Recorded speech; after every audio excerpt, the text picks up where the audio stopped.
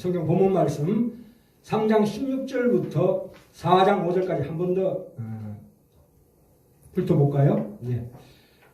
3장 16절 크도다 경건의 비밀이여 그렇지 않다 하느니 없도다. 이 경건이라는 말씀이 나오십니다. 그는 육신으로 나타난 바 되시고, 그러니까 이 경건이라는 것은 이 세상 속으로 오시는 예수 그리스도 성육신, 그것이 경건의 비밀입니다. 그렇죠? 이 경건과 세속, 세속이라는 건 뭡니까? 세상 속이라는 뜻입니다. 세속이라는 것은. 그렇죠? 이 경건이라는 것이 우리가 세상을 외면하고 하늘만 바라보고 끙끙거리는 것은 아니다. 이거예요. 경건이라는 것이, 진정한 경건이라는 것이 우리가 세상을 외면하고 하나님만 향해서 끙끙거리는 것이 경건이 아니다 이거예요. 예. 왜요? 예수님께서 인간의 몸을 타고 오셨거든요. 하나님께서 내려오셨어요. 그렇죠? 이 세상과 이 경건과 세속은 하나예요. 그렇죠? 땅과 하늘이 하나라고요. 그렇죠? 그래서 이 육신으로 나신 바 되시고 의롭다 하심을 입으시고 천사들에게 보이시고 만국에서 전파되시고 세상에서 믿음 바 되시고 영광 가운데 올리우셨음이니라. 우리도 마찬가지로 이 땅에 왔죠. 왔다가 어떻게 됩니까? 하늘로 올리우게 된다 이 말씀입니다. 그렇죠? 예. 자, 4장 1절 볼까요? 그러나 성령이 우리 안에 계신 성령이 밝히 말씀하시기를 후일에 어떤 사람들이 믿음에서 떠나 미혹해하는 영과 귀신의 가르침을 좇으리라 하셨으니, 네, 굉장히 중요한 대목입니다. 자기 양심이 화인 맞아서 외식함으로 거짓말하는 자들이니라. 자, 이 외식이 나옵니다. 외식. 이 외식이 뭡니까? 말하자면 경건은 좋은데 경건주의자들이 있습니다. 경건주의자가 있다고. 금욕주의자죠. 금욕주의자. 아까 말씀드렸죠. 세상을 외면하고 나 홀로 고고하게 산에서 돛 닦는 것. 그것이 경건주의자죠. 금욕주의자예요. 그게 뭐라고 말씀하셨습니까? 미혹해하는 영과 귀신의 가르침이래요. 또한 세속주의자. 또 아닌 거죠. 경건주의자도 아니고 세속주의자. 다시 말해서 세상에만 빠져서 세상의 이익을 위해서만 사는 자. 그렇죠? 나의 필요만 추구하는 자. 이것이 세속주의자입니다. 그래서 3절에 나오죠. 혼인을 금하고 식물을 폐하라. 이게 무슨 얘기입니까? 그러니까 금욕을 얘기하는 거죠. 우리가 이런 말씀 드리면 조금 극단적이지만 우리가 살기 위해서 먹습니까? 먹기 위해서 삽니까? 네. 극단적으로 얘기해서. 그것도 말이 됩니다. 살기 위해서 먹는 것도 말이 되고 먹기 위해서 사는 것도 말이 됩니다. 왜요? 인간이라는 것은 이 삶 가운데서 우리가 분복을 누려야 합니다. 안 그렇습니까? 네. 그 말씀이에요. 이 양심에 화인 맞은 자들이 혼인을 금하고 결혼하지 마라. 독신에도 살아라. 식물을 폐하라 할 테니라. 세상 것은 다 더럽다. 우리의 육신은 다 더럽다. 이렇게 하는 말은 틀리다 이 말입니다. 식물은 하나님이 지으신 바니, 그렇죠? 지으신 바니 믿는 자들과 진리를 아는 자들이 감사함으로 받을 것이니라. 그렇죠? 하나님이 지으신 모든 것이 선함에, 그렇죠? 우리 신자들은 어떻게 됩니까? 세상에 받는 모든 것들을 감사함으로 받으면 버릴 것이 없나니 자족하는 거지요.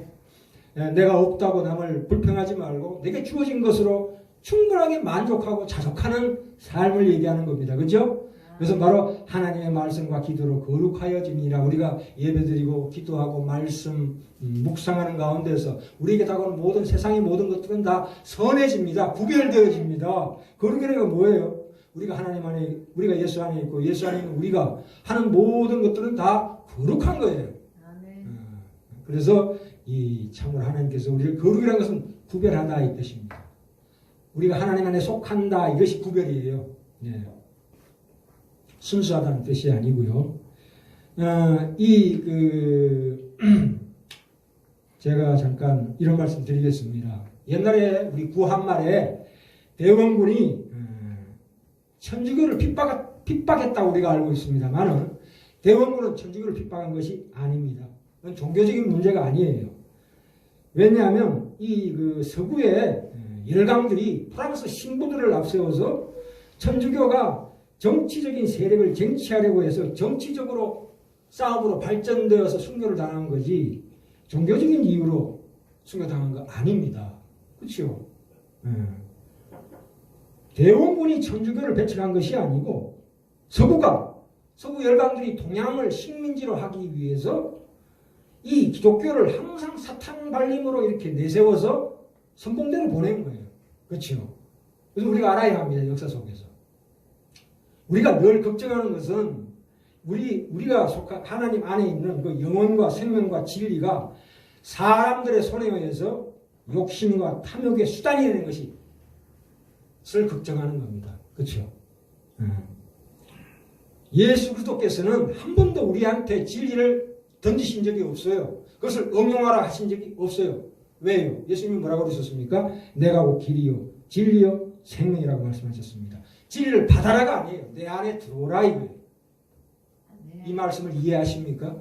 나는 참포도나무요 너희는 가지라. 내게 붙어 있으라 이 말입니다. 그것이 내가 길이요 진리요 생명이랍니다. 예수님의 도를 깨달아서 그걸 세상에 펼치는 게 아닙니다. 왜냐하면 우리가 그것을 감당하지 못합니다. 우리가 진리를 펼칠 수 있는 존재가 아니다 이거예요. 그렇게 경건한 자가 아니다. 진리를 내가 추구하고 세상에 펼치고자 하는 것도 안 되는 거예요. 그게. 왜? 내 속이 부패되어 있기 때문에. 잘못된 방향으로 흐른다 이거예요. 내 욕심으로 흐른다 이거예요. 그렇기 때문에 내가 꼭 길이요 진리요 생명이요. 예수 안에 포함이 됩니다. 그게 뭡니까? 진리 안으로 우리가 들어가는 거죠. 참 어렵습니다. 자, 로마서 8장 가볼까요? 8장 30절. 예, 책갈피 꽂아놨는데요. 과연 진리가 무엇이냐? 8장 30절에 보시면 예, 250쪽입니다. 여러 번 말씀드렸는데요. 이 말씀이 너무너무 중요합니다. 또 미리 정하신 그들을 또한 부르시고 부르신 그들을 또한 의롭다 하시고 의롭다 하신 그들을 또한 영화롭게 하셨느니라. 예. 자, 우리의 구원이라는 것은 이렇게 크게 나누면 4단계가 있습니다. 중생이 있고 칭의가 있고 성화가 있고 영화가 있습니다. 이 중생이라는 건 뭐냐면 하나님께서 미리 정하셨대요. 그건 우리가 알 수가 없어요. 왜 정하셨는지 몰라요. 애굽은 택하시고 야곱은 택하시고 에서는 택하지 않았다는 것을 우리 이해로는 이해할 수가 없는 신비예요. 그래서 일단 접어두고 그런 의무는 이제 앞으로 천천히 풀려질 것입니다. 다 알려고 하시지 마시고요. 아는 것만 합시다. 자, 미리 정하신 그들을 부르시고가 있어요. 이 부르시는 게 굉장히 중요해요. 왜냐하면 내가 신자가 되는 것은 하나님께서 이 땅에서 뭔가 준비를 하셨어요. 그렇죠? 왜냐 하나님께서 어느 날 누구도 모르게 우리 영혼 깊이 들어오시는 거예요. 예? 그래서 우리를 구원하신 거예요. 우리가 모르는 가운데 구원하셨다고. 말하자면 이렇게 예를 듭시다. A가 태어나자마자 자기가 어이구 내가 태어났구나 이렇게 생각하는 사람이 있어요? 없어요. 태어나자마자 엄마 아빠를 구분하는 애가 있어요? 생명의 우리가 거듭난다. 다시 태어난다. 구원을 받는다는 것은 의식하지 못하는 가운데서 일어나는 사건이에요. 아멘. 그걸 우리가 꼭 알아야 합니다. 우리 출생을 보면 알 수가 있잖아요, 애들이. 근데 애들이 언제 엄마 아빠를 알아봐요? 이제 어느 정도 커서 이제 이성이 들어오고 그때부터 엄마 아빠 이렇게 나가는 거 아니에요. 그죠? 네, 그래서 이 부르심, 이 중생이라 거듭나는 것은 이 시간의 순서예요. 이게 있었는데 있고 난 다음에 어떻게 부르시느냐 하면 일테면 이런 거예요. 어느 날 하나님이 위에서 그냥 갑자기 야, 너 구원받았다 이렇게 말씀하시는 게 아니고 내 주변에 친구, 가족, 지인들을 통해서 이렇게 접근하시는 거예요. 네? 교회 가자. 나는 모르지. 근데 교회 가자 해서 왔는데 이제 그게 중생이에요. 내가 중생 했는지 아닌지 몰라요. 사실은. 모르는 거예요. 우리는. 감각적으로 와닿질 않습니다. 감정적으로 오질 않습니다. 근데 언제 그런 감정이 오느냐? 이때 옵니다. 아, 자, 부르신 그들을, 자, 이건 우리가 모르는 부위라고 그랬죠. 이거는 비밀 신비예요. 자, 부르신 그들을 의롭다 하시고 이 칭의라는 게 있어요. 이게 구원의 첫 번째 구원, 두 번째 구원 성화, 세 번째 구원 영화. 영화는 하늘, 영원한 새하늘과 새 땅에서 사는 걸 영화라고 부릅니다. 우리 삶은 뭐예요? 이 성화의 과정 중에 있는데 우리가 어느 날 구원받는다. 이거는 사람마다 차이가 있어요. 각자마다 어떤 이 고백이 나오게 돼 있어요. 아, 내가 가만히 생각하니까 어느 날 찬송을 듣다가 말씀을 보다가 기도 중에 갑자기 내가 죄인인 걸 느끼게 돼요. 그때야 비로소 하나님 살아계시네요. 주여, 주님을 나의 구주로 영접합니다. 이렇게 고백이 나오게 되어 있어요. 그죠? 그걸 세례라고 해요. 세례. 앞으로 이제 세례에 대해서 말씀드리고자 하는데요. 그때 말하자면 칭의가 되는 거예요. 그러니까 내가 죄인이라는 걸 깨닫지 않으면은 안 되는 거지요. 그 선행 조건이. 거룩하고 신령한 하나님이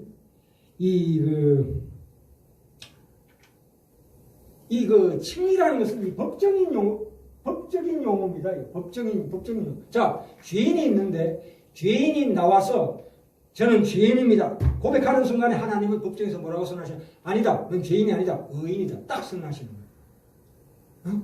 그게 구원이에요. 아, 속은 죄인이지만 하나님께서 너는 죄인이 아니다.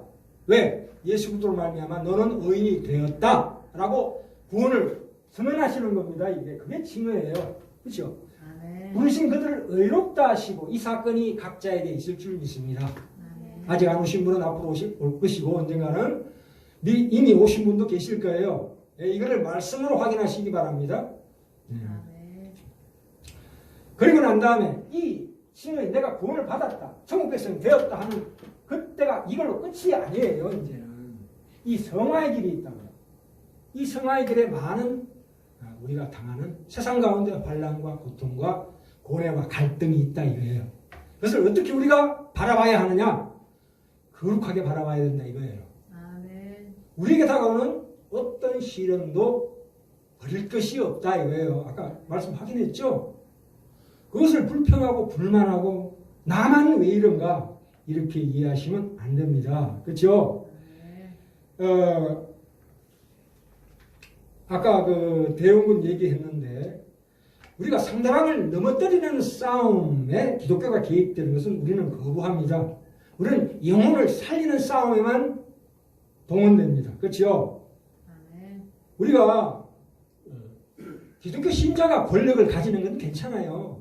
왜? 권력을 가지고 참으로 하나님 뜻대로 통치를 하면 되잖아요.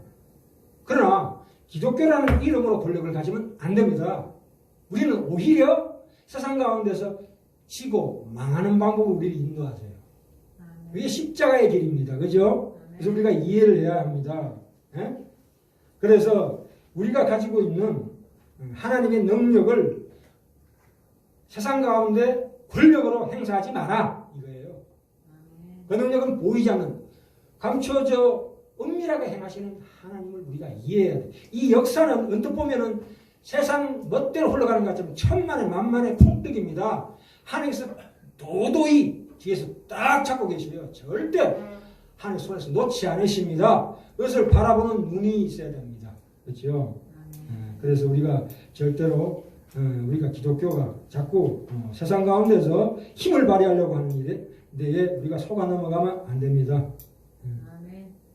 사실은 하나님께서 우리 죄인을 사랑해서 오셨지만 사실은 죄인 자체를 사랑하셔서 오시는 게 아니에요. 미안하지만 죄인 속에 있는 하나님의 형상을 사랑해서 오시는 거예요. 왜요? 우리는 창조될 때 하나님 자기 형상대로 지으셨거든요. 비록 타락했지만 하나님은 자기 자녀잖아요.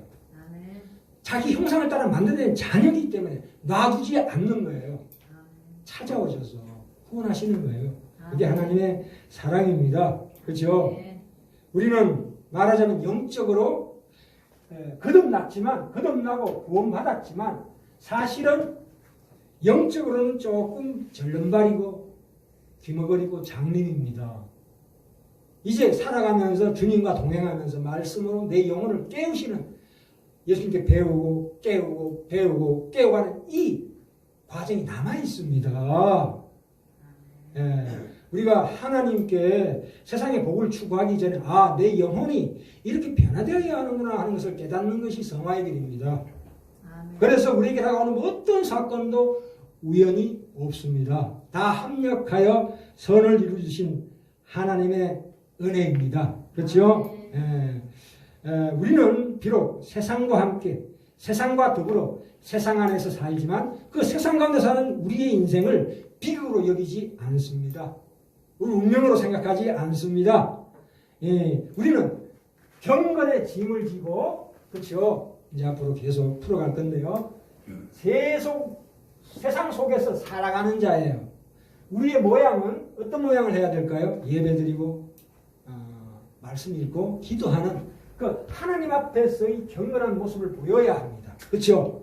기도하고 말씀 읽고 또 예배드리고 하는 것이 하나님 앞에서 그 경건의 모양을 하나님 앞에서 하나님을 향하여 해야 합니다. 그렇죠? 당연한 거 아니겠어요? 또 하나, 이것만 하면 안 돼요. 네? 맨날 기도원에만 가가지고 사는 것은 아니에요. 그거는 경건주의자예요. 아까 말씀드렸죠? 그러지 말고 그 능력이, 경건의 모양은 그렇다 할지라도 그 경건의 능력은 우리 세상으로 나오는 거예요. 예수님이 이 땅에 오셨잖아요. 하나님의 능력이 예수 그리스도 아니에요. 이 땅에 오셨잖아요. 우리와 같이 살아가셨잖아요. 예수님이 슬퍼하시고 고통스러워하시고 눈물을 흘리시고, 인간의 인생은 말하자면 우리의 인생은 뭐예요? 참으로 남몰래 흘리는 눈물이고 깊은 그늘입니다. 그렇죠? 안 그렇습니까? 이 선녀와 나무꾼 아세요? 이런 노래. 하늘과 땅 사이에 꽃비가 내리던 날 어느 골짜기 숲을 지나서 단둘이 처음 만났죠. 후하! 선녀와 나무꾼 노래예요. 그렇죠? 근데 이 끝이 어떻게 됩니까? 비극으로 끝나죠. 선녀가 지하에 데리고 날아가 버렸어요. 날개옷을 입고. 샘 넣을 때까지 얘기하지 말라고 그랬는데 구해준 사슴이. 근데 둘 놓고 선녀가 옷 주세요 그랬더니 그 간청에 못 이겨서 준 거예요. 그랬더니 애 둘 놓은 거 잡고 하늘로 날아가 버렸어요. 이 나무꾼이 어떻게 돼? 그랬더니 사슴이 또 찾아와가지고 나무꾼한테 뭐라고 그랬어요? 야, 그 연못에 가라 그랬더니 가면 하늘에서 뚜레박이 내려올 것이다. 야, 이거 동화에는 그렇게 많이 나와요. 썩은 동화줄도 나오고 오미와 햇님 달림 그거 나오죠, 그죠? 뚜락 타고 이제 하늘 올라간 거예요. 가가지고 처자식을 제외한 거죠. 근데 땅에 있는 엄마가 호르몬이가 너무너무 보고 싶은 거야. 그래서 마누라한테 얘기했더니, 선생한테 얘기했더니, 그러면 내가 날아다니는 말을 줄 테니까 절대로 말을 타고 내려가되 땅에서 내리지 마라 이거예요. 땅에 발을 밟지 말라. 그랬는데 엄마가 오랜만에 만난 아들한테 뜨거운 팥죽을 끓여줬대. 이놈 팥죽이 왜 이렇게 많이 나오는 거야. 야곱 에서한테도 팥죽. 그런데 팥죽 먹다가 흘렸어요. 말잔등에. 이때 말이 놀라 뜨는 바람에 떨어져 버렸어요. 아니 어떻게 돼? 천만 하늘로 날아가 버리고 자기는 어떻게 돼? 꼬끼요 꼬꼬대 꼬꼬. 아침마다 울부짖는 거예요. 하늘을 향해서 처자식을 그리워서. 그게 선녀와 나무꾼 아니에요, 그죠? 제가 왜 이런 말씀드렸냐? 우리의 인생은 남몰래 흘리는 눈물과 깊은 그늘이 있는 거예요. 우리가 이제 우리가 태양이라는 것은 참으로 좋은 겁니다, 그죠? 그러나 태양이라는 것이, 해라는 것이 일다양강 눈부시게 밝고 뜨거운 열기만 확 하는 존재라면 무슨 쓸모가 있어요? 우리 사모하고 남한산성이나 두물머리 갈 때 햇빛이 쨍쨍하다면 잘 안 가요. 왜냐하면 해는 좋은 것이죠. 그러나 해가 무엇을 만듭니까? 나무를 만들어요. 그죠? 모든 이 지구상에 식물이나 동물은 해 없이는 절대 생존할 수가 없어요. 태어날 수는 있지만 생존할 수는 없어요. 태어났다 죽어버려요. 해가 없으면. 구석기 시대 그런 얘기 나오는데 이 해로 말미암아 수증기를 증발시켜서 구름을 만들잖아요. 구름이 해를 쫙 가려봐요. 얼마나 세상 만상, 삼라만상이 아름다워요. 그죠? 아름답죠? 또 큰 나무 밑에 그늘이 착 있을 때 거기서 이렇게 바라보는 나뭇잎 사이로 바라보는 태양이 얼마나 아름답습니까? 환상이죠. 눈도 부시지도 않고. 이게 뭐예요? 우리 인간의 인생이라는 것이 낮이 있으면 밤이 있다 이거예요. 그것이 구별된 게 아니다. 반드시 낮만 하나님의 영광이 계속 빛나고 있으면 어떡해. 그 진가는 언제 드러나느냐. 그늘이 있어야 진가가 드러난다. 비로소. 참으로 우리가 참 하나님은 우리로 하여금 참 고뇌하게 하십니다. 항상 눌려서 생각하게 하시고 내 입으로 신음하게 하시고 탄식하게 하시고 내 자신의 한계 밖으로 떠밀리는 어떤 위기와 고난과 참을 수 없는 비명 속에서 비로소 하나님의 영광이 드러난다 이 말입니다. 참으로 이 마지막으로 욥기 12장 22절로 가볼까요? 구약 773쪽입니다. 773쪽. 네, 욥기 12장입니다.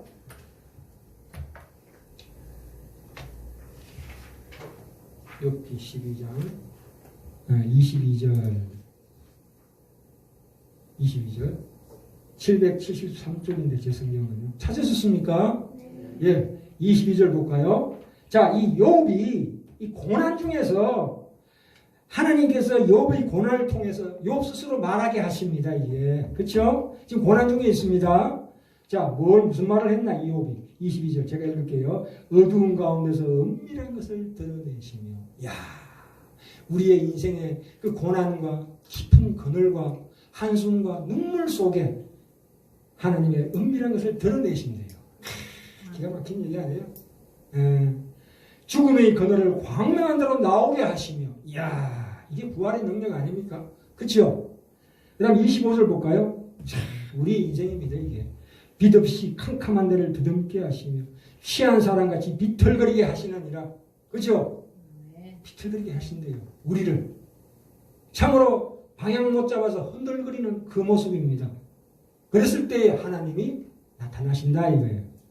내가 광명에 뚜렷하게 태양을 향해서 이게 아니고 정말 인간이 그 고통 속에 몸부림칠 때 드디어 하나님 우리를 찾아오신다 이거예요. 이 기가 막힌 하나님과 우리의 관계입니다. 우리는 세상 가운데 필요한 것을 다 가진다고 해서 절대로 만족할 수 있는 존재가 절대 아니에요. 그렇게 안 지으셨어요. 우리가 로또 복권 당첨된다면 또는 누구처럼 명예를 가지면 그걸 꿈을 꾸지만 그건 헛된 꿈이에요. 모르죠 저는. 저도 뭐 과거에 물론 간접적으로 저도 그런 걸 많이 체험했습니다. 누군가를 짝사랑해보기도 하고 참으로 누구 우상을 만들기도 하고 그런데 그것을 어느 정도 받고 나니까 그게 그렇게 허무할 수가 없어요. 허무할 수가 없어요. 그래서 인간은 뭔가에 취해야 되는 존재예요. 뭔가 빠져야 이 비극을 벗어날 수 있는 그런 참으로 불쌍한 존재예요. 그러지 말라 이거예요. 정신 똑바로 차리고 각성하는 나의 영이 각성되는 것. 심령이 가는 자는 복이 있는 애통하는 자는 복이 있는 내 속에 무언가 내 영혼 깊은 것이 꿈틀거리는 것이 무엇인가를 뚜렷하게 직시할 때 그게 하나님이 만날 수 있다 이 말입니다. 자꾸 나의 고통을 하나님께 떠넘겨가지고 복 주세요 이것보다도 정말 그것은 2차적인 거예요. 정말 내가 하나님을 만나면 다 자족하게 해주십니다. 안 그렇습니까? 우리가 필요한 것은 인간은 물질이 아닙니다. 절대로. 인간은 물질이 아니에요. 과학은 우리를 물질로 보지만 생물학적으로 보지만 아니 뇌라는 것도 사실은 물질이에요. 뇌 호르몬이 공급이 끊기면 어떻게 됩니까? 치매 걸리잖아요. 그러나 그보다 더 큰 존재라고 우리는. 더 큰 존재예요. 내가 아무리 의식이 없고 치매 걸리고 뇌졸중에 걸려도 내 영혼은 변함없어요. 하나님이 나를 구원하시기로 작정하신 이상 내가 아무리 치매에 갇혀서 산다 할지라도 그 사람은 구원받는 거예요. 그게 하나님의 사랑이라고. 우리가 생각하는 우리 인간의 존재라는 게 얼마나 크다는 것을 우리는 영적 존재입니다. 그렇기 때문에 우리가 할 수 있는 것으로 우리 평안을 얻을 수가 없어요. 절대로. 행복을 찾을 수가 없습니다. 그건 뜬구름입니다. 우리 영혼을 만족시키는 방법은 뭡니까? 우리가 예수 안에 들어가는 방법밖에 없습니다. 세상은 그것을 속입니다. 순간적이고 감각적이고 파편 같은 뜬구름 같은 행복에 속고 있는 거예요. 어떤 재물이나 능력이나 명성이나 또는 우리가 도피해서 해외여행 가서 뭔가 크루즈선을 타고 좋은 경치를 보고 그게 빠지는 것도 사실은 잠깐의 도피밖에 안 됩니다. 그것이 우리 인생의 진정한 행복을 추구하는 것은 아니라 이겁니다. 인간의 가치가 뭡니까? 요한복음 17장 3절에 나오죠. 이거 영생 곧 유일하신 하나님을 그가 보내신 그리스도를 아는 예수 그리스도를 아는 참 하나님. 이게 우리의 행복입니다. 이 안에 다 들으시기 바랍니다. 이게 바로 인격적인 관계입니다. 안다는 것은 부부관계입니다. 부부관계, 부부는 원수예요. 한이가 원수란 뜻이에요. 한이 하는 게 원수야 부르는 거예요. 그게 부부관계 뭐라고 그럽니까? I see. 나는 너를 안다. 이게 아니고 I know. 깊이 안다. 깊이 안다. 그러나 하나님과 우리 관계는 부부관계보다 더 깊은 거예요. 더 큰 거예요. 더 넓은 거. 더 깊은 겁니다. 그죠? 그것을 우리가 안다는 거죠. 네. 그래서 하나님은 실제로 위대하십니다. 우리가 우리 인생의 그늘이 다만 햇볕이 차단되고 갇혀있고 지는 것이 아니라 그 무성함을 의미한다 이 말입니다. 그죠? 하나님 인도하심 속에서 우리 한계를 깨닫고 우리가 만들 수 없는 것을 만드시는 그 하나님을 바라봐야 합니다. 우리가 만들 수 없는 거예요. 우리 생과사는, 우리의 행복은 우리가 왜 고통스럽습니까? 세상 살아가는 게. 너무 하나님께 우리 주시려고 하는 것이 많기 때문에 그게 벅차니까 고통입니다. 벅차니까 고통이에요. 그래서 우리는 하나님께서 그의 신기한 능력으로 생명과 경건에 속한 모든 것을 우리에게 주셨다. 베드로후서 1장에 나옵니다. 예, 신의 성품에 참여합니다. 예, 우리가 진실로 이 세상 가운데 드러나는 분명한 것만 추구한다면 안 된다 이 말입니다. 그걸로 우리의 신앙을 제한하지 마라. 우리가 하나님의 자녀가 된다는 것은 우리가 기대하는 그 욕심보다 크다. 훨씬 크다. 말할 수 없이 크다. 세상이 만들 수 없는 사람이 되는 것이다. 얼마나 위대한 하나님의 말씀입니다. 그래서 우리 구원이라는 것은 그 궁극적인 구원이라는 그릇 속에 담겨지는 내용이 얼마나 풍성한가 이걸 봐라 이거예요. 그죠? 하나님께서 우리의 이 고단한 인생을 외면하시는 게 아닙니다. 우리가 길을 잃어서 방황한다고 생각하지 마시고 하나님은 항상 눈동자같이 우리를 지키시고 여인이 어찌 그 젖먹는 자식을 잊겠으며 자기 태에서 난 아들을 긍휼히 여기지 않겠느냐. 그들은 혹시 될지라도 나는 너를 잊지 않을 것이라는 이 하나님의 말씀을 붙들고 사실은 우리 거룩하고 행복한 우리 지라는 게 형제자매들 다니시길 간절히 축원합니다.